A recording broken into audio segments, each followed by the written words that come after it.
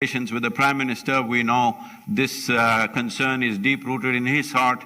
It is just that we have to, as citizens of this nation, it is important you stand up and support a possibility, because these are steps which will take 10, 15, 20 years maybe to turn around fully. So when a government has to take long-term steps like this, without the support of the democratic citizens, there is no way no nation can take such steps, because government's terms are usually 5 years in this country. So 5-year term and 20-year policy is a little bit of a difficulty for various reasons. So it is very important people stand up and support this. This is not a protest, this is not an agitation, this is not an expression of anger or resentment. This is an expression of our love and responsibility for the life that we are, and the life that's around us, and the life that should be beyond us. This is very, very important. Right now, what we are threatening is the future generations. Every responsible scientist in the world is pointing out, in about 60 years' time, 90% of the world's soil will be degraded. And that is not a welcome prediction. Definitely this can be turned around with the necessary policies, and it does not need enormous outlays. It needs focus, it needs resolute action, which I'm sure in this day and age, India is very much capable under the able leadership that we have, that we are competent enough to take these steps. So it is not a situation of hopelessness. It is a situation where all of us have to tighten our belt and act and move in the direction of the solution, rather than moving towards a problem. Apart from this, in the world what I have seen is, wherever I traveled in the last 2.5, 3 years' time, meeting many people, environmental ministers, agriculture ministers and various bureaucrats, everybody knows the problem. Everybody generally knows what is the solution. So what I grasped from this was, everybody knows the problem, everybody knows the solution, but they're just waiting for an idiot to bell the cat. So here I am, I thought.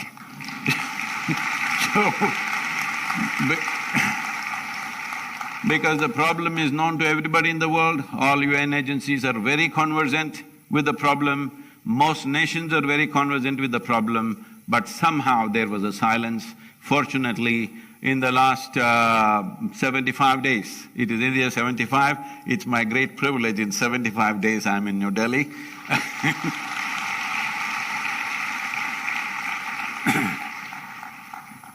In the last 75 days, 74 nations have come on board for safe soil policy. 2.4 billion people have expressed their concern for soil, which has been never before.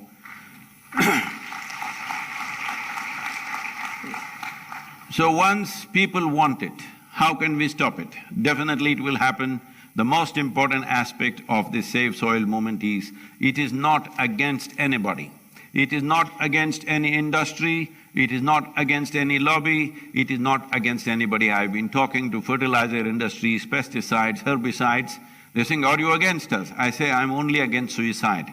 I'm not against any other side. It is not anybody's business to tell the farmer how he should farm. All we want is keep the soil alive, keep the soil rich. Is a farmer against a rich soil? No. Just that farmer's economy has been so fragile, any change he's afraid of. If an incentive-based policy is pushed, definitely most farmers will respond in a very, very positive way. We are very sure about this because we have spoken extensively to farming community around the world, and we find everybody is absolutely positive about this. It is just that they need incentive support, which doesn't cost much in this country. Just something as simple as bringing cover crops, which were very much a part of our culture just 45 to 50 years ago.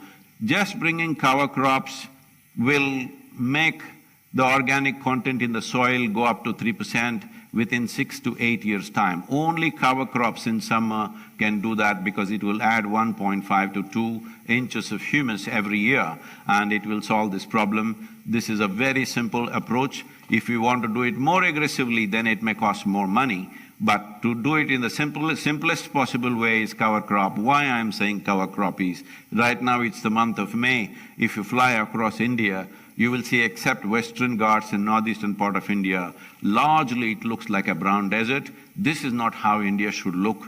Whatever the season, there must be green leaf on the land, and this was the way India's farming used to be. This is the way the wisdom of the farming community used to work, but unfortunately, we have dropped these things for whatever reasons. Instead of looking for who is to be blamed, instead of looking for what is the problem, who caused the problem, all of us are the problem, and all of us should become the solution. Thank you very much. Once again, thank you, sir, for being here. If I can say one, as the Prime Minister has taken up the Solar Alliance, I think there's an immense opportunity. After talking to various leaders around the world, I realize India and the Prime Minister of India could take up the leadership of soil regeneration in India and the world. The global leadership for soil regeneration, starting with G20, considering we are going to have the stewardship of G20 in the coming year. Thank you very much.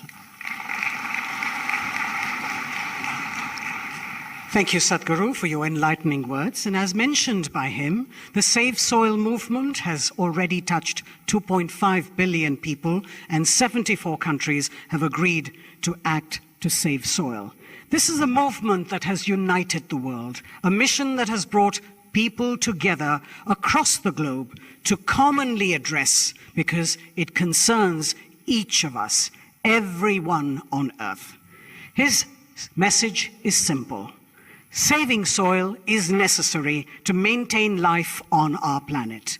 As occupants of a shared planet, we have the unique opportunity now to be part of the solutions for crises like soil extinction and desertification. Here's presenting to you a video that explains the science behind the Save Soil campaign.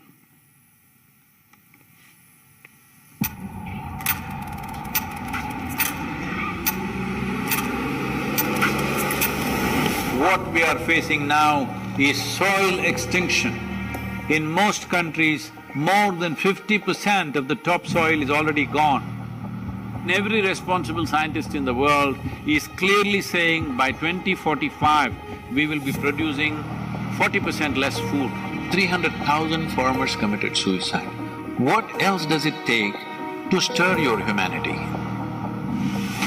UNFAO is saying the food that we are eating belongs to the unborn child. Eating away the food of that life is the worst possible way to live, isn't it?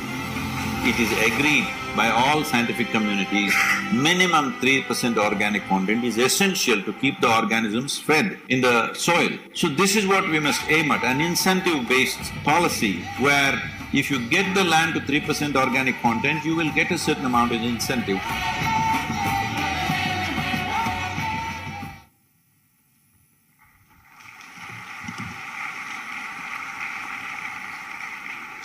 Ladies and gentlemen, as I mentioned earlier, several years ago, the Honorable Prime Minister, Shri Narendra Modi, had launched a nationwide scheme to help farmers to prevent soil deterioration through balanced use of fertilizers and the application of the right nutrients. The Honorable Prime Minister's foresight, vision, and commitment to the global efforts to restore and rejuvenate our planet and soil in particular from extinction is exceptional. I'd like to request the Honorable Prime Minister of India, Shri Narendra Modi ji, to please address the gathering.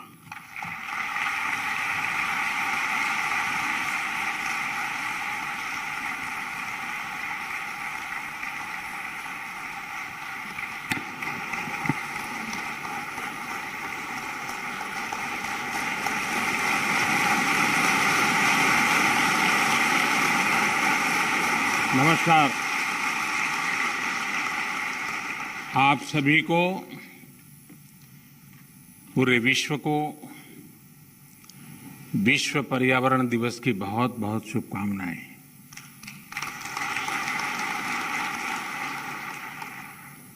सद्गुरु और Isha foundation भी आज बधाई के पात्र हैं।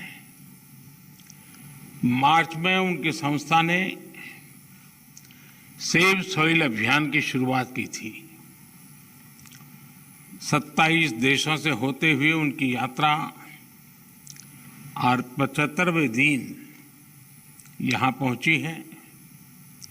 आज जब देश अपनी आजादी के 75वें वर्ष का पर्व मना रहा है, इस अमृत काल में नए संकल्प ले रहा है, तो इस तरह के जन अभियान बहुत अहम हो जाते हैं। साथियों, मुझे संतोष है कि देश में पिछले 8 साल में जो योजनाएं चल रही हैं, जो भी प्रोग्राम चल रहे हैं, सभी में किसी न किसी रूप से पर्यावरण संरक्षण का आग्रह है। स्वच्छ भारत मिशन हो या वेस्ट टू वेल्थ से जुड़े कार्यक्रम, अमृत मिशन के तहत शहरों में आधुनिक सीवेज ट्रीटमेंट प्लांट्स का निर्माण हो या फिर सिंगल यूज प्लास्टिक से मुक्ति का अभियान,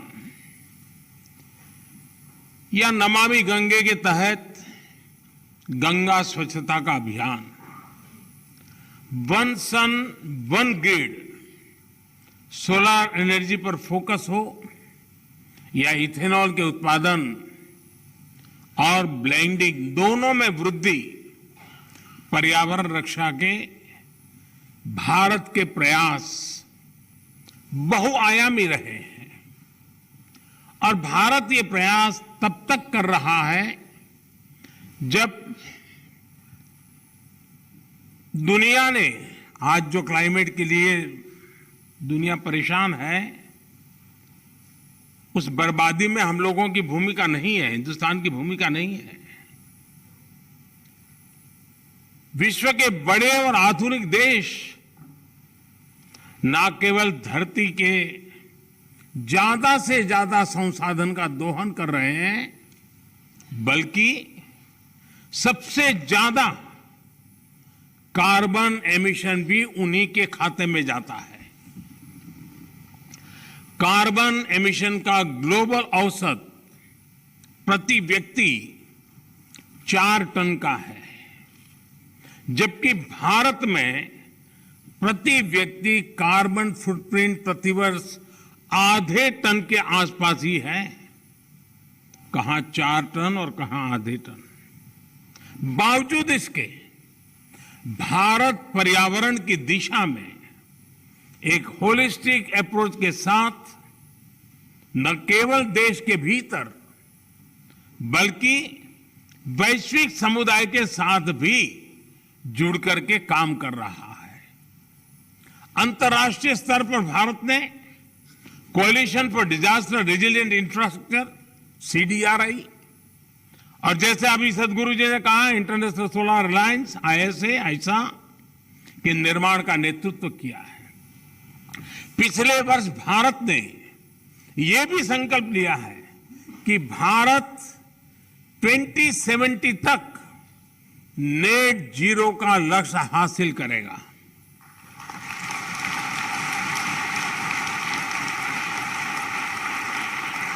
साथियों, मिट्टी या ये भूमि हमारे लिए पंच तत्वों में से एक है।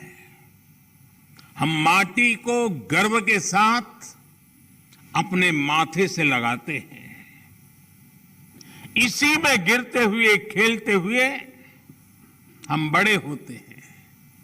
माटी के सम्मान में कोई कमी नहीं है। माटी की अहमियत को समझने में कोई कमी नहीं है।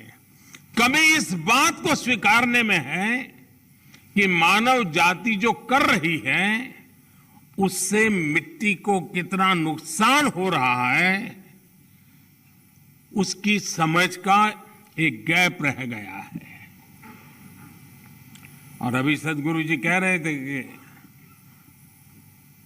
सबको पता है समस्या क्या है।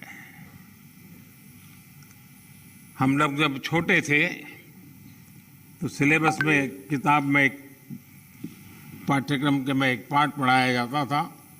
गुजराती में मैंने पढ़ा है, बाकियों ने अपनी भाषा में पढ़ा हो शायद, कि रास्ते पर एक पत्थर पड़ा था, लोग जा रहे थे, कोई गुस्सा कर रहा था, कोई उस पर लात मार देता था। सब कहते थे देखिए किसने पत्थर रखा, कहाँ से पत्थर आया है, दे समझते नहीं वगैरह, लेकिन कोई उसको उठा करके साइड में नहीं रखता था। एक सज्जन निकले, उनको लगा कि चलो भाई सदगुरु जैसा कोई आ गया होगा।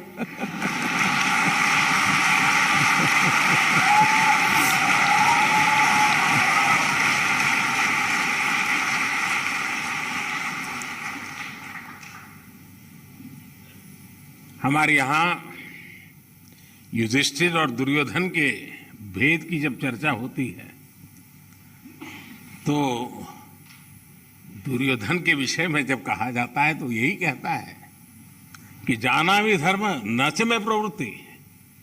मैं धर्म को जानता हूं लेकिन मेरी प्रवृत्ति नहीं, मैं नहीं कर सकता हूं। सत्य क्या है मुझे मालूम है, लेकिन मैं उस रास्ते पर नहीं चल सकता हूं। तो समाज में जब ऐसी प्रवृत्ति बढ़ जाती है तो ऐसा संकट आता है तो एक सामूहिक अभियान से समस्याओं के समाधान के लिए रास्ते खोजने होते हैं। मुझे खुशी है कि बीते 8 वर्षों में देश ने मिट्टी को जीवंत बनाए रखने के लिए निरंतर काम किया है। मिट्टी को बचाने के लिए हमने 5 प्रमुख बातों पर फोकस किया है। पहला, मिट्टी को केमिकल फ्री कैसे बनाएं। दूसरा, मिट्टी में जो जीव रहते हैं जिन्हें तकनीकी भाषा में आप लोग सॉइल ऑर्गेनिक मैटर कहते हैं, उन्हें कैसे बचाएं। और तीसरा, मिट्टी की नमी को कैसे बनाए रखें, उस तक जल की उपलब्धता कैसे बढ़ाएं। चौथा, भूजल कम होने की वजह से मिट्टी को जो नुकसान हो रहा है उसे कैसे दूर करें। और पांचवा, वनों का दायरा कम होने से मिट्टी का जो लगातार क्षरण हो रहा है उसे कैसे रोकें।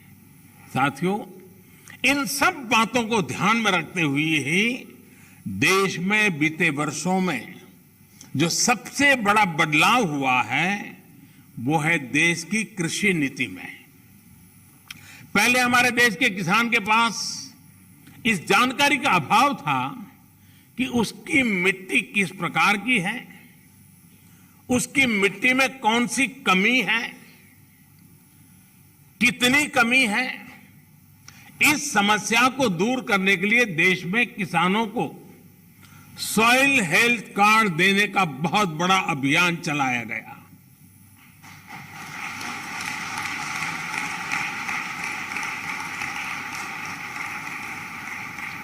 अगर हम किसी को, मनुष्य को हेल्थ कार्ड देना तो भी अखबार में हेडलाइन बन जाएगी कि मोदी सरकार ने कुछ अच्छा काम किया। ये देश ऐसा है जो सॉइल हेल्थ कार्ड दे रहा है, लेकिन मीडिया की नजर अभी कम है।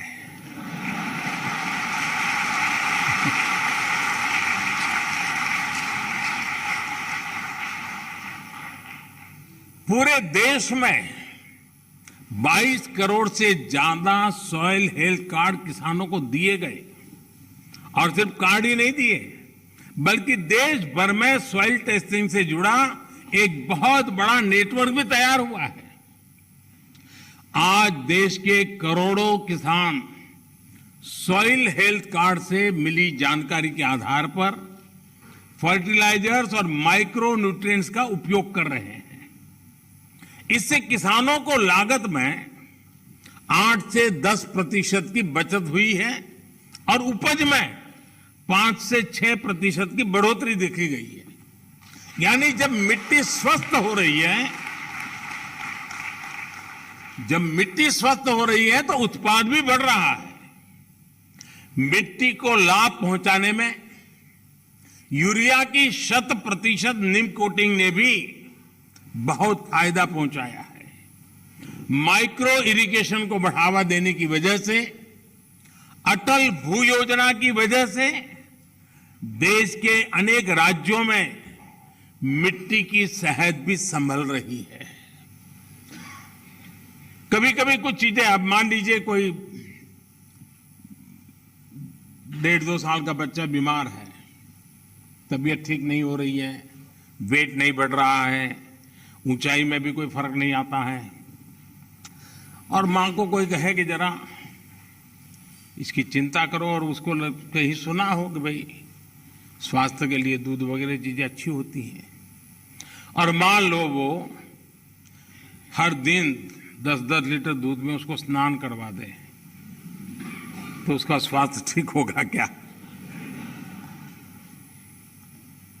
लेकिन अगर कोई समझदार मां एक चम्मच थोड़ा थोड़ा दूध उसको पिलाती जाए, दिन में 2 बार, 5 बार, 7 बार, एक चम्मच, तो धीरे धीरे फर्क नजर आएगा।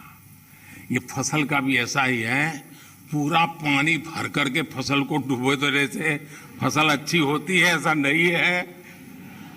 बूंद बूंद पानी पिलाया जाए तो फसल ज्यादा अच्छी होती है। पर ड्रॉप मोर क्रॉप।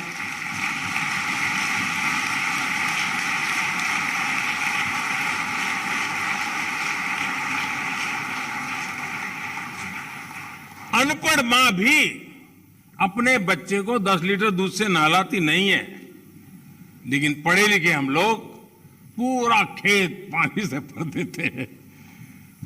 खैर, इन सारी चीजों में बदलाव लाने के लिए कोशिश करते रहना है। हम कैच द रेन जैसे अभियानों के माध्यम से जल संरक्षण से देश के जन जन को जोड़ने का प्रयास कर रहे हैं। इस साल मार्च में ही देश में 13 बड़ी नदियों के संरक्षण का अभियान भी शुरू हुआ है। इसमें पानी के प्रदूषण कम करने के साथ साथ नदियों के किनारे वन लगाने का भी काम किया जा रहा है, और अनुमान है कि इससे भारत के फॉरेस्ट कवर में 7,400 स्क्वायर किलोमीटर से ज्यादा की बढ़ोतरी होगी। बीते 8 वर्षों में भारत ने अपना जो फॉरेस्ट कवर 20,000 स्क्वायर किलोमीटर से ज्यादा बढ़ाया है, उसमें ये और मदद करेगा। साथियों, भारत आज बायोडायवर्सिटी और वाइल्ड लाइफ से जुड़ी जिन नीतियों पर चल रहा है, उसने वन्य जीवों की संख्या में भी रिकॉर्ड वृद्धि की है। आज चाहे टाइगर हो, लायन हो, लेपर्ड हो या फिर एलिफेंट, सभी की संख्या देश में बढ़ रही है। साथियों, देश में ये भी पहली बार हुआ है जब हमारे गांव और शहर को स्वच्छ बनाने, ईंधन में आत्मनिर्भरता, किसानों को अतिरिक्त आय और मिट्टी के स्वास्थ्य के अभियान को हमने एक साथ जोड़ा है। गोवर्धन योजना ऐसा ही एक प्रयास है। और जब मैं गोवर्धन योजना बोलता हूं तो कुछ सेक्युलर लोगों को सवाल उठेगा कि ये कौन सा गोवर्धन ले आया है। वो परेशान हो जाएंगे।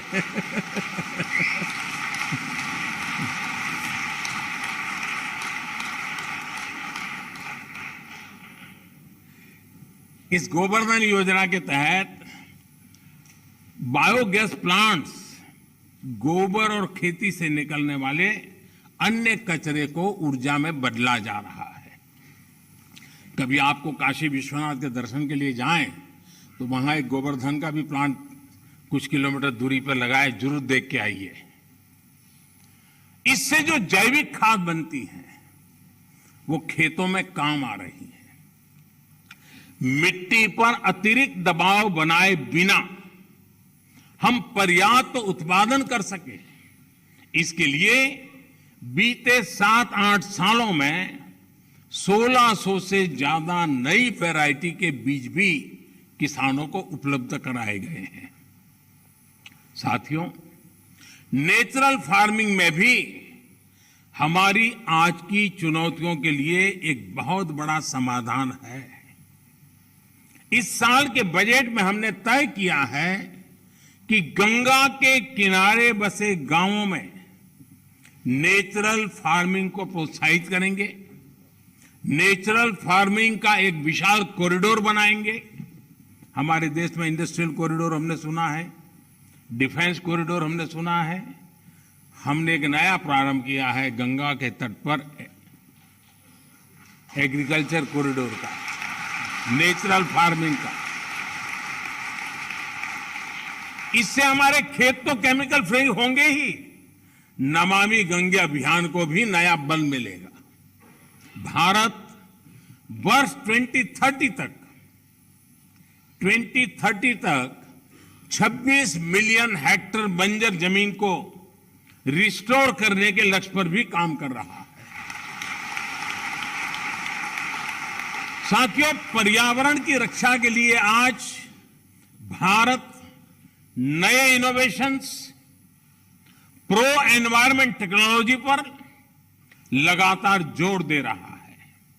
आप सभी ये जानते हैं कि प्रदूषण कम करने के लिए हम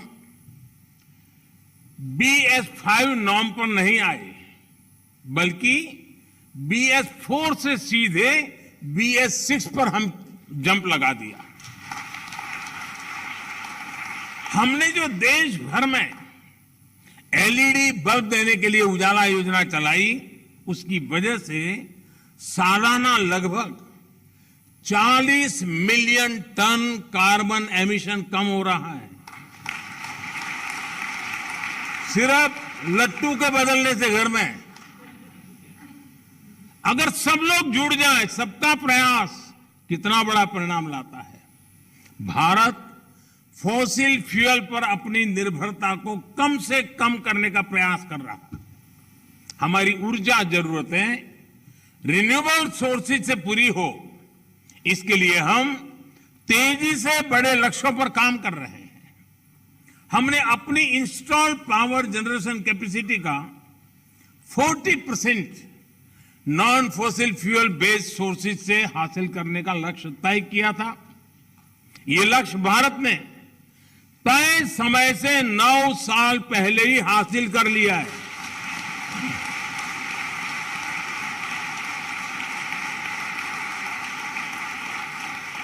आज हमारी सोलर एनर्जी कैपेसिटी करीब 18 गुना बढ़ चुकी है। हाइड्रोजन मिशन हो या फिर सर्कुलर इकोनॉमी पॉलिसी का विषय हो, ये पर्यावरण रक्षा की हमारी प्रतिबद्धता का प्रमाण है।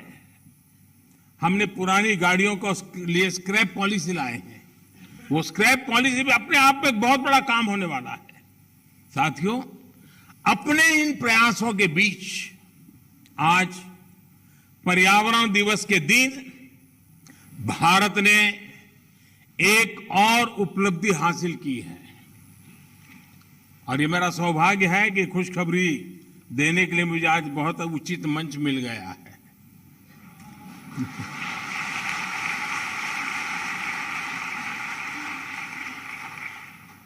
भारत की परंपरा रही है कि जो यात्रा करके आता है उसको छूते हैं तो आधा पुण्य आपको मिल जाता है।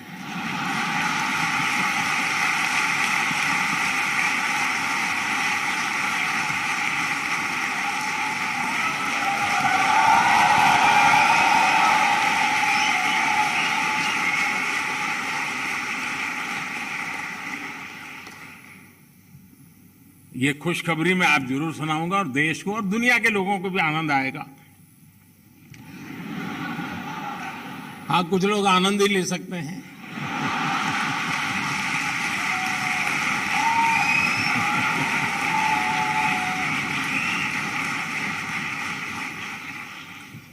आज भारत ने पेट्रोल में 10% इथेनॉल ब्लेंडिंग के लक्ष्य को प्राप्त कर लिया है।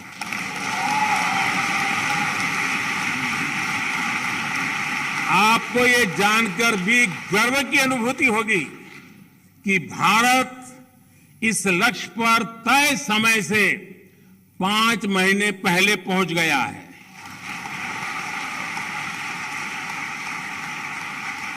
ये उपलब्धि कितनी बड़ी है, इसका अंदाजा आप इसी से लगा सकते हैं कि साल 2014 में भारत में सिर्फ 1.5% इथेनॉल की पेट्रोल में ब्लेंडिंग होती थी। इस लक्ष्य पर पहुंचने की वजह से भारत को 3 सीधे फायदे हुए हैं। एक तो इससे करीब 27 लाख टन कार्बन एमिशन कम हुआ है।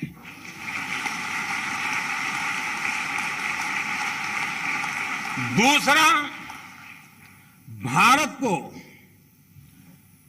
41,000 करोड़ रुपए से ज्यादा की विदेशी मुद्रा की बचत हुई है। और तीसरा महत्वपूर्ण फायदा, ये देश के किसानों को इथेनॉल ब्लेंडिंग बढ़ने की वजह से 8 वर्षों में 40,000 करोड़ रुपए से भी ज्यादा आय हुई है।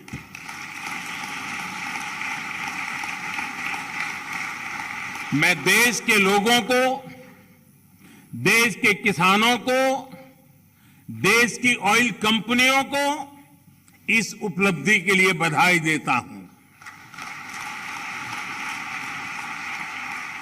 साथियों, देश आज जिस पीएम नेशनल गति शक्ति मास्टर प्लान पर काम कर रहा है, वो भी पर्यावरण रक्षा में अहम भूमिका निभाएगा।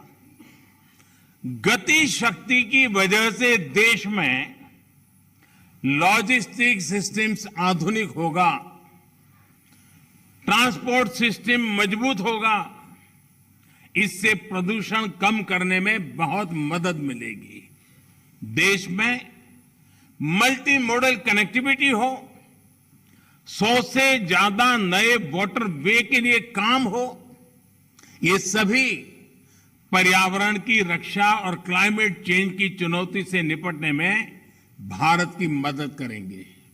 साथियों, भारत के इन प्रयासों, इन अभियानों का एक और पक्ष है जिसकी चर्चा बहुत कम होती है। ये पक्ष है ग्रीन जॉब्स। भारत जिस प्रकार पर्यावरण हित में फैसले ले रहा है, उन्हें तेजी से लागू कर रहा है, वो बड़ी संख्या में ग्रीन जॉब्स के अवसर भी बना रहे हैं। ये भी एक अध्ययन का विषय है कि जिसके बारे में सोचा जाना चाहिए।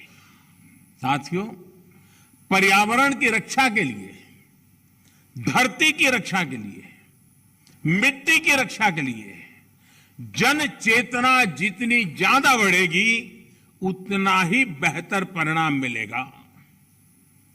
मेरा देश और देश की सभी सरकारों से, सभी स्थानीय निकायों से, सभी स्वयंसेवी संस्थाओं से आग्रह है कि अपने प्रयासों में स्कूल कॉलेजेस को जोड़िए, एनएसएस एनसीसी को जोड़िए।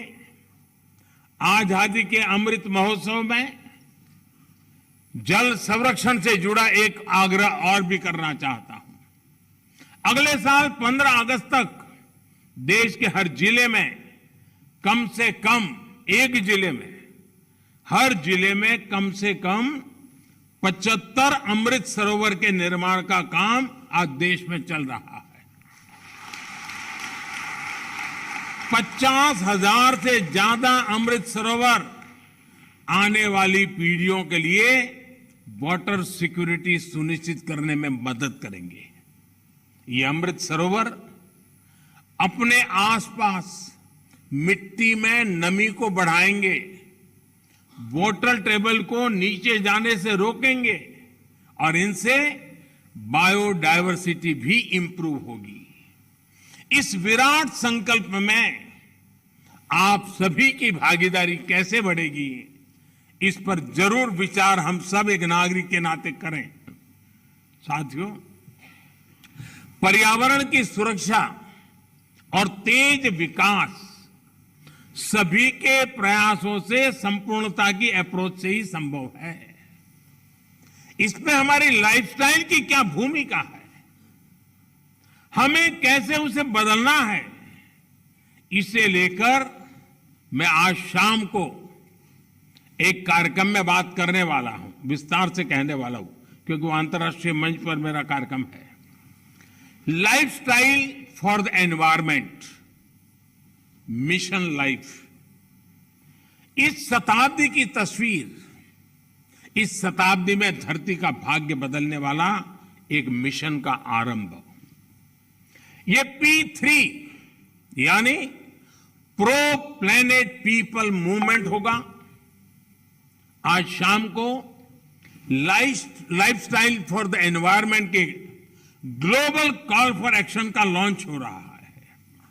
मेरा आग्रह है कि पर्यावरण की रक्षा के लिए सचेत हर व्यक्ति को इससे जरूर जुड़ना चाहिए, वरना हम एसी भी चलाएंगे और रजाई भी ओढ़ेंगे और फिर पर्यावरण के सेमिनार में बढ़िया भाषण भी देंगे। साथियों, आप सभी मानवता की बहुत बड़ी सेवा कर रहे हैं। आपको सिद्धि मिले। सद्गुरु जी ने जो लंबी ये यानी मेहनत वाली यात्रा है, बाइक पे, वैसे उनका बचपन से शौक रहा है ये, लेकिन फिर भी काम बड़ा कठिन होता है।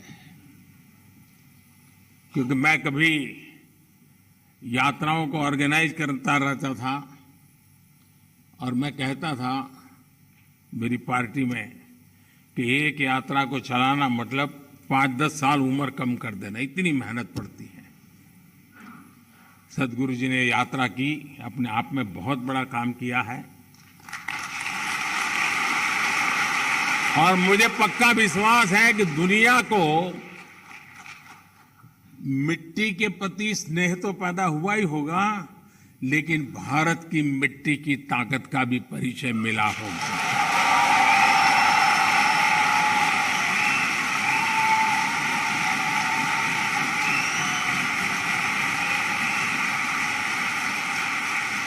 आप सबको बहुत बहुत शुभकामनाएं। धन्यवाद।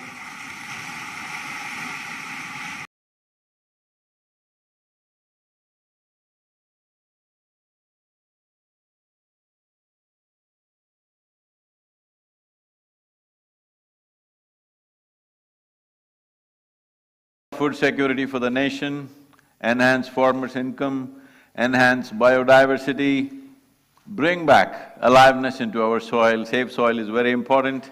We beseech the Prime Minister to take dynamic steps in this direction. He's already narrated many things. We are willing to work with the required ministries to take this ahead. Thank you very much, sir, for being here today. Thank you, Sadhguru and Prime Minister, sir, for your vision and foresight. Please remain in your places, ladies and gentlemen, as the Prime Minister and Sadhguru leave the hall.